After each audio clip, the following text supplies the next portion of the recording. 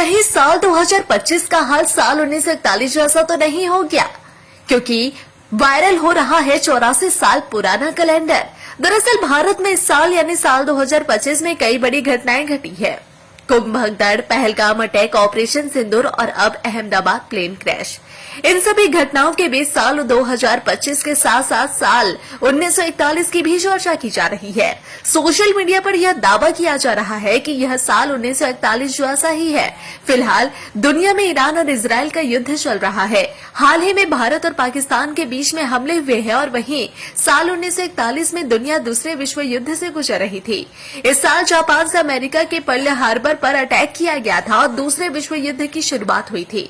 हालांकि बात यहाँ सिर्फ घटनाओं की नहीं है, असल में बात यहाँ तारीख और दिन की भी है। 2025 का कैलेंडर हूबहू 1941 के कैलेंडर से मिलता है। उस साल जिस तारीख पर जो दिन पड़ा था, इस साल भी बिल्कुल ऐसा ही पड़ा है। दोनों साल बुधवार से शुरू हुए थे और दोनों ही लीप ईयर नहीं है। 2025 और 1941 के कैलेंडर एकदम सही तरीके से मेल खाते हैं। दोनों वर्षों में हर तारीख एक ही सप्ताह के दिन पड़ती है, लेकिन यह मैट्रिक्स में एक बार होने वाली कोई गड़बड़ी नहीं है। ऐसा इसलिए है क्योंकि ये ग्रेगोरियन कैलेंडर के अनुसार है। तो चलिए अब आपको बताते हैं कि 1941 में आखिर क्या क्या हुआ था। 27 मई 1941 को ब्रिटिश नौसेना ने फ्रांस के पास उत्तरी अटलांटिक में जर्मन युद्धपोत बिस्मार्क को डुबो दिया था। इस घटना में जर्मन सैनिकों की मौत का आंकड़ा 2000 से ज्यादा था। इस हमले का कनेक्शन अहमदाबाद प्लेन हादसे से लगाया जा रहा है। इसके अलावा 26 जुलाई 1941 को राष्ट्रपति फ्रैंकलिन रूजवेल्ट ने फ्रांसीसी इंडोचाइना पर जापानी कब्जे के प्रतिशोध में संयुक्त राज्य अमेरिका में सभी जापानी संपत्तियों को जब्त कर लिया था।